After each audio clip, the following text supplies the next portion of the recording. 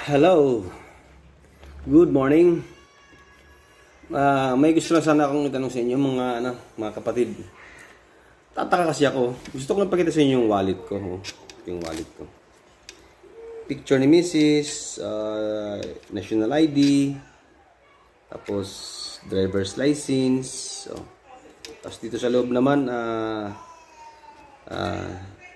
humid. Tsaka yung sa Brazilian. Tataka ko ano ba talagang purpose itong wallet na to? Lagayan ba to ng pera o lagayan ng mga IDs? Hindi ko maano kung anong purpose ito.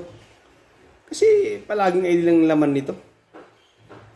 Isagot nyo nga guys kung baka nagkakamali ako kung ano nito sa wallet. Lagayan ba to ng mga IDs o lagayan ng pera? Hindi ko maano